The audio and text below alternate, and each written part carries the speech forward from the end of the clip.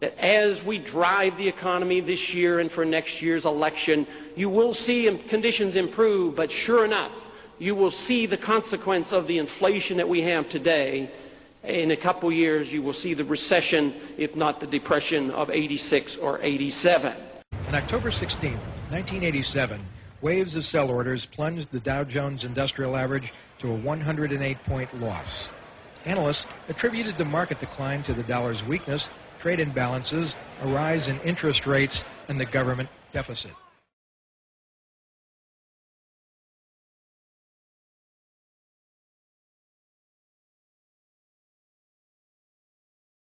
I actually lifted a speech that you made in the Banking Committee on September 10th, 2003. I remember that date because your words were so dramatic. Ron, prophetic. You said, while everybody else was saying, oh, if we don't help people out through these loans with Fannie and Freddie, then we're just horrible people, we hate poor people.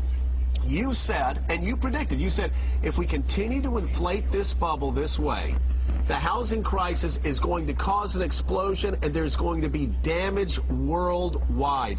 What did you know, Ron Paul, in 2003 that nobody else on the Banking Committee or in the United States Congress or in the media know? What did you know? Well, I think it reflects an understanding of economics. I didn't know anything special other than the fact that I had studied Austrian economics, and their understanding of the business cycle comes from the Federal Reserve, the creation of credit. And we've been working with Keynesian economics since the Depression, and we've had perpetual bubbles and recessions and ups and downs and inflation.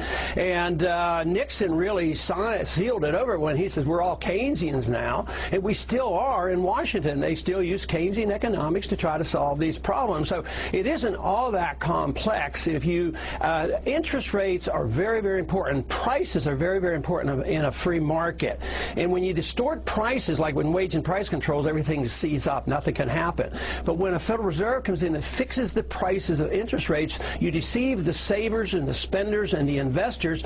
People believe that there's been a lot of savings and interest rates are very low, and that wasn't the case. We weren't saving a penny. We were giving low interest rates because we were creating money out of thin air, and that's why I keep coming back to the Federal Reserve. It was the policies of the Federal Reserve that created this, and we shouldn't have been surprised at all that we eventually had this tremendous financial crisis. The president's speech and hope that we actually are going to turn our economic problems around.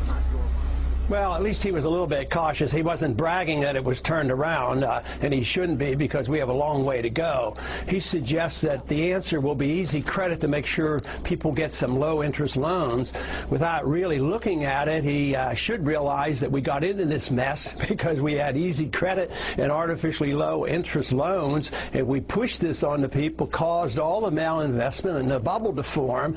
So you can hardly solve the problem of a bursting bubble with trying to reinflate and create a new bubble. We've gotten away with it now for several decades, but it's not going to happen this time.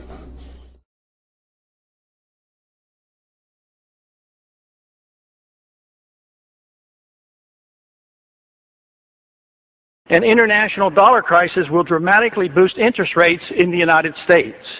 Price inflation with a major economic downturn will decimate U.S. federal government finances and exploding deficits and uncontrolled spending. Federal Reserve policy will continue at an expanding rate with massive credit expansion, which will make the dollar crisis worse. Gold will be seen as an alternative to paper money as it returns to its historic role as money.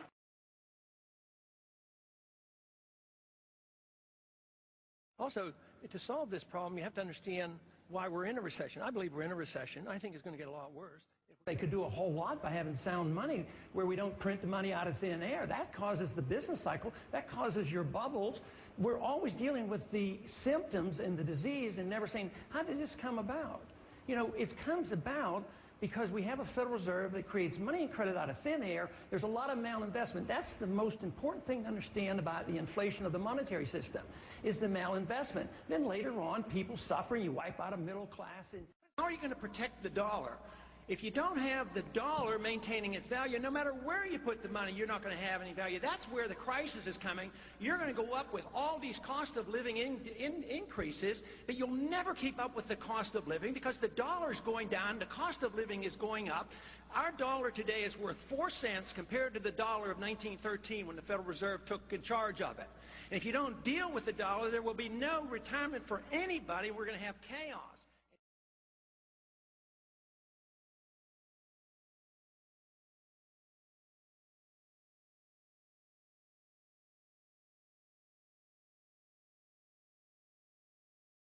On with us. Peter, we know that you have supported Ron Paul as a candidate. When you hear from people like David say, you know what, Wall Street just wants a winner, what do you think of that theory? No, that's not a good theory. You know, Wall Street gets just about everything wrong, and I guess politics is no exception. You know, I mean, the public wants change, and the reason they want change is because we're in a severe recession. We got runaway inflation. The only person that can deliver meaningful change is Ron Paul. He's the only one that understands the mess that we're in. He knows how we got into this mess, and he understands what's going to be necessary so that we can dig our way out of this hole. But where are the real conservatives? Where are the people that say all of this stuff that the Fed is doing is socialism? Well, we are socializing and nationalizing.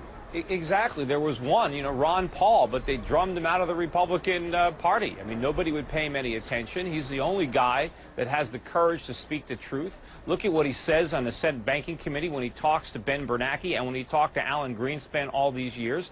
He's talked about all this. He's warned about all this, but everybody has ignored him and others like him. I mean, I get marginalized in the mainstream financial world just like Ron Paul has been marginalized in the political world. Right. Either one of you guys think that we have a candidate that will reduce the size of government? Just Ron Paul, who you're going to be interviewing later, and unfortunately, he's not running. Yeah, maybe we can all write his name in. All right. Peter, I agree. Steve, thank you very much.